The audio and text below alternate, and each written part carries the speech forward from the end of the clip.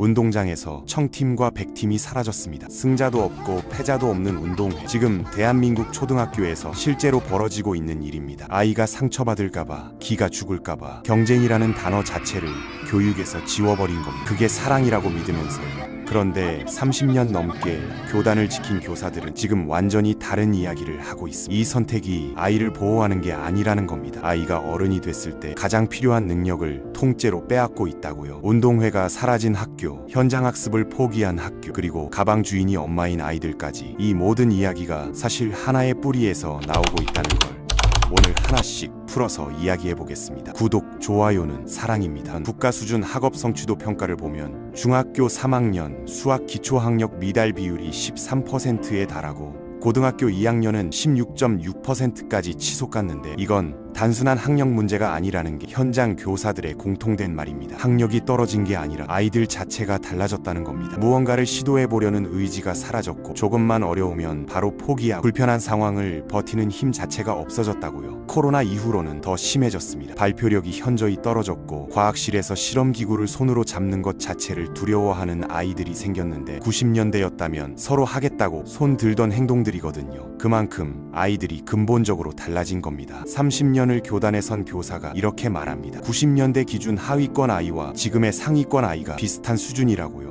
인상이 아닙니다. 같은 교사가 같은 공간에서 수천 명을 직접 비교한 현장의 판단입니다. 지금 아이들이 그때 기준으로 가면 꼴찌에 가깝다는 거죠. 이런 말을 처음 들으면 과장처럼 들릴 수도 있습니다. 그런데 이 교사가 말하는 건 시험 점수가 아닙니다. 버티는 힘, 시도하는 용기, 틀렸을 때 다시 해보는 태도, 그 부분에서 완전히 달라졌다는 겁니다. 그리고 그 출발점을 교사들은 운동장으로 지목합니다. 운동장에서 무언가 없어지기 시작했다는 겁니다. 그게 경쟁이었고 지는 연습이었습니다. 그 두 가지가 사라지면서 아이들이 흔들리기 시작했다는 거거든요. 경쟁을 없앴더니 의지도 함께 사라진 겁니다. 2025년 현재 기준으로 보면 전국 초등학교 수는 6,192개인데 그중 적지 않은 수가 운동회를 축소하거나 형식만 남겨놓은 행사로 대체했습니다. 경쟁 요소를 없애고 협동 중심으로 바꿨다고 하는데, 현장 교사들의 말은 다릅니다. 협동도 경쟁 안에서 배우는 거라고요. 이기고 싶으니까 뭉치는 거고, 지고 싶지 않으니까 서로 챙기는 거거든요. 달리기는 거짓말을 하지 않습니다. 빠른 아이는 빠른 대로, 느린 아이는 느린 대로 결과가 그대로 드러나거든요. 그게 불편하다는 이유로 지금 학교에서는 경쟁 자체를 없애버리고 있습니다. 청팀, 백팀 나눠서 줄다리기 하는 것도 일부 학교에서는 전쟁을 연상시킨다는 이유로 없애버렸고, 운동회 자체가 사라진 학교도 많습니다. 일부 학부모의 민원이 교육 정책이 된 겁니다. 자식이 경쟁 때문에 힘들어한다는 걱정이 모든 아이의 기회를 빼앗은 거죠. 그런데 이게 정말 아이를 위한 선택일까요? 30년 교단에 선 교사는 단호하게 말합니다. 지금 우리는 아이에게서 가장 중요한 연습 기회를 빼앗고 있다고요. 그 연습이 바로 지는 연습입니다. 불공정한 상황을 받아들이는 연습, 내 뜻대로 안 되는 상황을 버티는 연습,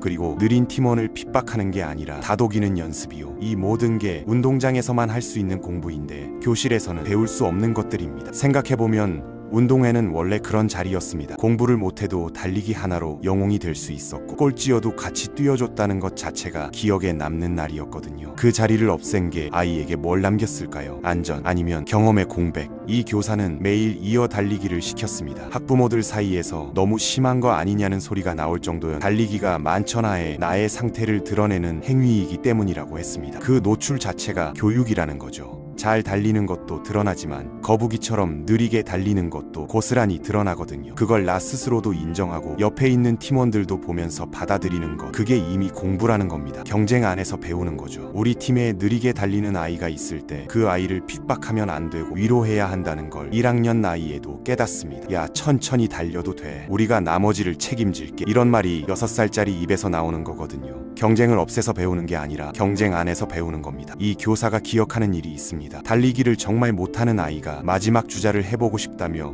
울면서 찾아왔는데 친구들이 자기를 안 시켜준다고 했습니다. 이유는 당연히 있었습니다. 못 달리니까요. 교사는 아이에게 이렇게 말했습니다. 선생님은 내 팀이 아니어서 도와줄 수 없어. 내가 직접 친구 5명을 설득해봐. 국어 시간에 배운 대로 진심을 다해서요. 며칠이 지났고 그 아이는 결국 해냈습니다. 나중에 어떻게 설득했냐고 물었더니 우리 팀 꼴찌해도 괜찮으니까 내 소원인데 한 번만 해보면 안 되냐고 했다고 합니다. 아이들이 그 진심에 감동해 그래 꼴찌도 괜찮아 라고 답했다고요. 그렇게 마지막 주자가 됐습니다. 이게 그냥 달리기 이야기가 아닙니다. 이 아이는 거절당하는 상황에서 포기하지 않고 설득하는 법을 배웠고 팀원들은 이기는 것보다 더 중요한 게 있다는 걸 몸으로 배웠습니다. 이걸 시험지로 가르칠 수 있을까요? 절대 못 가르칩니다. 운동장에서만 되는 공부입니다. 운동장이 없어지면 그 공부도 없어지는 겁니다. 아이가 처음으로 실패를 경험하는 공간, 처음으로 팀원을 위해 양보하는 공간, 처음으로 이기고 지는 감정을 느끼는 공간, 그 공간을 우리가 없애버렸습니다. 아이가 다칠까봐, 상처받을까봐 그 이름 아래 가장 중요한 경험들을 통째로 차단한 겁니다. 실제로 30년 경력 교사가 가장 걱정하는 건 아이의 학력이 아닙니다. 아이가 졌을 때 어떻게 반응하는지, 실패했을 때 어떻게 다시 일어서는지입니다. 수학 점수는 올릴 수 있어요. 그런데 패배를 딛고 일어서는 힘, 그건 점수로 올릴 수 없습니다. 오직 경험으로만 쌓이는 겁니다. 그래서 운동회가 중요하다고 하는 거거든요. 경쟁에 부작용이 있다는 건 맞습니다. 지나친 1등 중심의 경쟁은 분명 문제가 있어요. 하지만 부작용이 있다고 경쟁 자체를 통째로 불태워버리는 건 빈대 잡으려다 초가삼간 다 태우는 겁니다. 그렇다면 그 연습 없이 자란 아이는 어른이 됐을 때 어떻게 될까요? 교사는 이렇게 말합니다. 키는 컸는데 정신은 허약하고 회복 탄력성이 없다고요. 대기업에 취직해도 마음에 안 드는 상사 한 명을 견디지 못해서 그만둡니다. 불공정한 상황 앞에서 바로 무너집니다. 이게 의지가 약한 게 아닙니다. 훈련이 없었던 겁니다. 실제로 한국 직장인 조기 퇴사율은 해마다 높아지고 있고 입사 1년 안에 그만두는 비율이 상당한데 이걸 요즘 세대의 특성이라고만 볼 수 있을까요? 어릴 때 운동장에서 졌던 경험, 팀원을 다독였던 경험, 꼴찌로 들어오면서도 끝까지 달렸던 경험, 이런 것들이 쌓여서 나중에 버티는 힘이 된다는 겁니다. 그 연습을 없애버렸으니 그 힘도 없어진 거죠. 여기서 이야기를 조금 더 깊게 가져가야 합니다. 운동회만의 문제가 아니고 서울 초등학교의 절반은 현장 체험 학습을 포기했는데 이유는 하나입니다. 아이가 다쳤을 때 모든 책임이 교사에게 돌아오는 구조 때문입니다. 실제로 사건이 생기면 법원 판결도 교사에게 불리한 경우가 많았고 그러다 보니 교사들이 외부 활동 자체를 피하게 된 겁니다. 우연히 일어날 수 있는 사고에 대한 책임 부담이 해야 한다는 마음을 이겨버리는 상황이 된 거죠. 그 과정에서 잃어버린 게 있습니다. 아이들이 교실 밖 세상을 경험할 기회입니다. 돌부리에 걸려 넘어지고 비를 맞고 길을 잃을 뻔하고 그런 소소한 실패들이 쌓여서 아이가 세상을 버티는 힘이 됩니다. 그걸 안전이라는 이름으로 막고 있는 겁니다. 실제로 이 문제를 가장 정확하게 보고 있는 사람들이 현장 교사들인데 지금 교사들이 아무것도 못하는 구조가 되어버렸습니다. 책임 문제 때문에요. 민원이 두렵고 책임이 두렵고 그러다 보니 아이들에게 필요한 불편함을 제공하는 것 자체가 불가능해진 거죠. 그리고 그 흐름은 학교 밖에서도 똑같이 이어지는데 그게 바로 가방 이야기로 연결됩니다. 하교 시간 교문 앞 풍경을 한번 떠올려 보세요. 아이가 나오는 순간 부모가 달려가서 가방을 받아드는 장면, 너무 익숙하죠. 무거우니까, 힘드니까, 사랑하니까. 그런데 30년 경력의 교사는 이 장면에서 경보를 읽습니다. 왜 아이의 의사를 묻지 않는 걸까요? 문제는 가방을 들어주는 것 자체가 아닙니다. 아이의 의사를 묻지 않는다는 겁니다. 엄마가 들어줘도 돼? 한마디만 물어봐도 완전히 달라지거든요. 그 짧은 순간에 아이는 생각을 해야 합니다. 이 가방의 주인은 나라는 사실을, 엄마도 내 허락을 받는다는 사실을요. 아이의 뇌가 그걸 새기게 됩니다.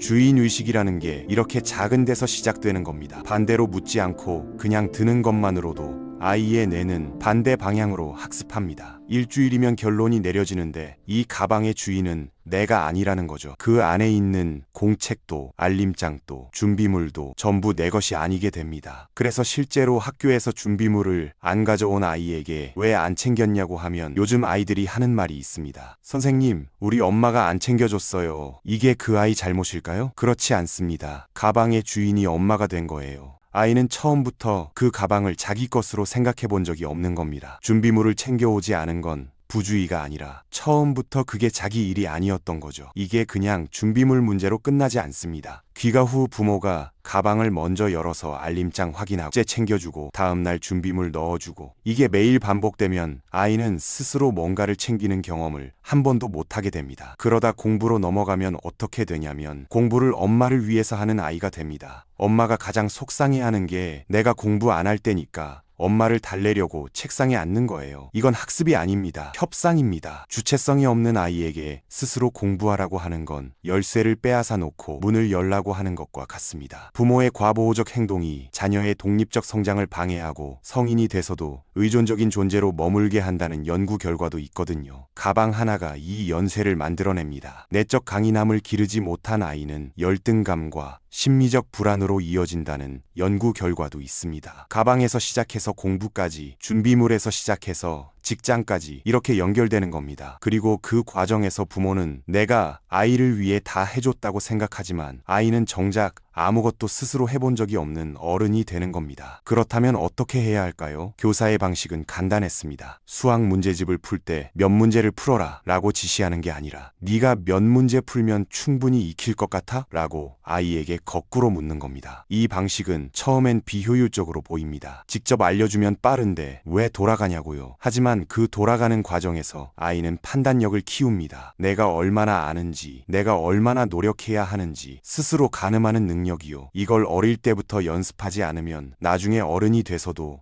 누군가 알려줄 때까지 기다리는 사람이 됩니다. 아이에게 판단을 맡기고 그 판단에 책임을 지게 하는 거죠. 처음엔 아이들이 다 알아요. 이러기도 합니다. 그래도 신뢰하는 겁니다. 배우고 싶어하는 존재라고 믿는 거예요. 그렇게 믿어주는 어른이 있어야 아이도 스스로 배우려는 의지를 만들어갑니다. 많은 부모들이 자기주도 학습을 시키겠다고 학원을 보내는데 그건 칼자루를 학원에 넘기는 겁니다. 자기주도는 누가 시켜서 하는 게 아니거든요. 공부의 칼자루를 아이에게 넘겨야 한다는 거죠. 그게 자기주도 학습의 진짜 출발입니다. 단추를 못 잠그는 아이를 보면 부모는 본능적으로 손을 뻗습니다. 급하니까, 빨리 가야 하니까. 그런데 그때 중요한 건 방법이 아니라 말입니다. 엄마가 오늘만 잠가줄게. 원래는 네가 하는 거 맞아. 이 한 문장이 있느냐 없느냐가 완전히 다른 메시지가 됩니다. 그리고 그날 이후로 단추 잠그기 연습을 함께 시작하는 겁니다. 프로젝트처럼요. 기다려주는 부모, 실패를 허용하는 부모, 그게 결국 아이를 강하게 만드는 방법입니다. 시간이 걸리고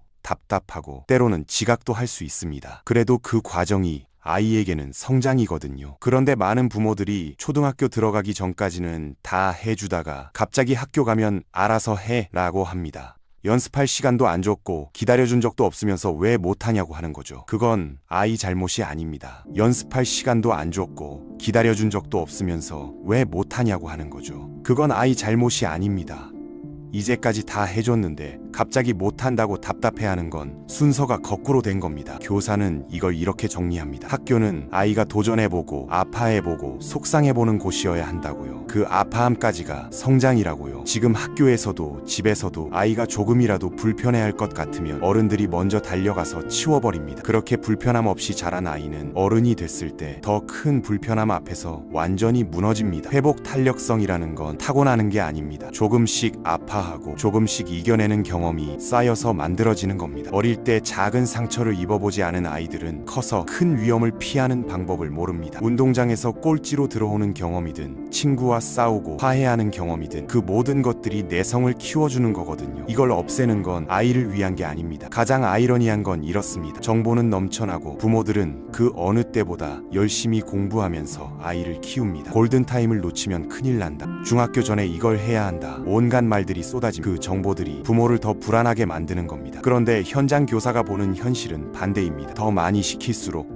더 촘촘히 챙길수록 아이는 오히려 스스로 아무것도 못하는 방향으로 가고 있다고요. 다 사랑으로 하는 행동인데 결과물과의 괴리가 너무 커진 겁니다. 이게 부모의 잘못이냐고 하면 그렇지 않습니다. 정보가 너무 많고 경쟁이 너무 치열하고 조금이라도 뒤처질까봐 불안한 마음이 드는 건 당연한 겁니다. 그런데 그 불안이 아이에게 전이될 때 아이도 똑같이 불안한 사람이 됩니다. 불안한 부모 밑에서 자란 아이는 세상이 무서운 곳이라고 배우거든요. 반대로 믿어주는 부모 밑에서 자란 아이는 세상이 도전해볼 만한 곳이라고 배웁니다. 태도 하나가 아이의 세계관을 만드는 겁니다. 2025년 한국교육개발원 여론조사에서 부모들이 아이에게 가장 길러주고 싶은 역량 1위가 사회성과 인간관계였습니다. 인성교육 활성화를 꼽은 비율도 30.6%로 높게 나왔는데 그 능력이 어디서 길러지는지 아세요? 정작 사회성이 길러지는 방법을 보면 아이러니합니다.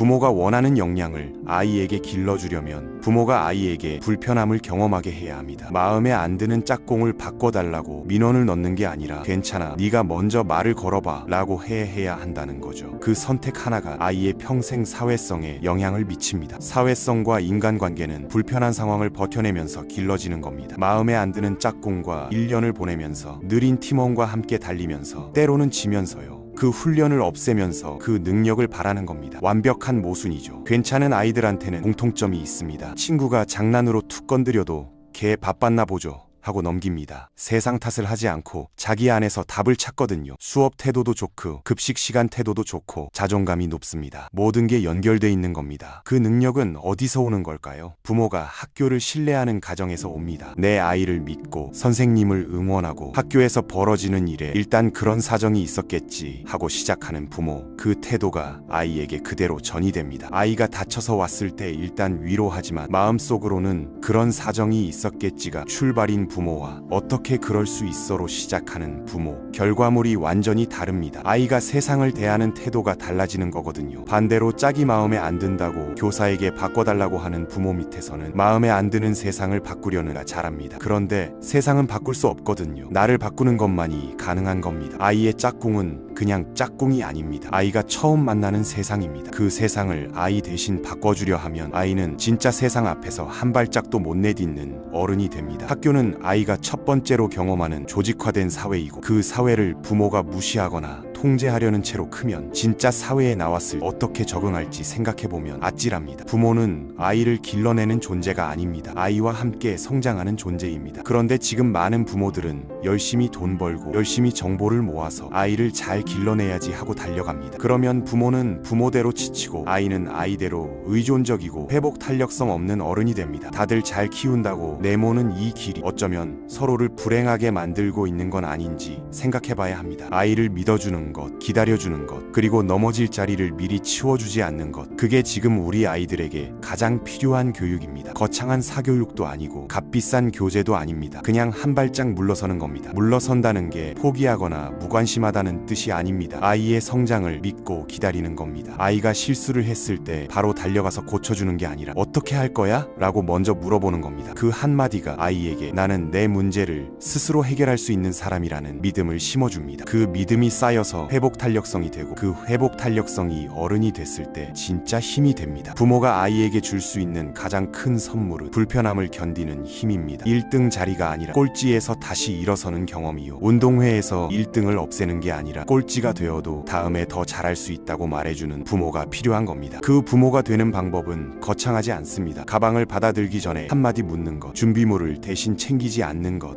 달리기에서 꼴찌로 들어온 아이에게 잘했어, 끝까지 달렸잖아 라고 말해주는 것. 이런 작은 선택들이 쌓여서 아이를 강하게 만듭니다. 부모는 아이가 이기도록 돕는 사람이 아닙니다. 아이가 저도 무너지지 않도록 곁에 있어주는 사람입니다. 그 차이 하나가 아이의 평생을 바꾸는 겁니다. 그리고 지금 우리 아이들에게 진짜 필요한 것입니다. 운동회에서 1등을 없앴다고 경쟁이 사라지지 않습니다. 그 경쟁은 아이가 어른이 됐을 때 훨씬 더 가혹한 모습으로 다시 나타납니다. 직장에서, 관계에서, 삶의 모든 국면에서요. 그때를 위한 연습, 지금 학교 운동장에서 해야 합니다. 지금 이 영상을 보고 있는 분 중에 어젯밤에 아이 가방을 열어봤거나 준비물을 대신 챙겨줬거나 알림장을 먼저 확인한 분이 계시다면 내일 한 번만 달라보세요. 아이한테 먼저 물어보세요. 오늘 가방에서 챙길 거 있어? 그 한마디면 됩니다. 거기서부터 시작입니다.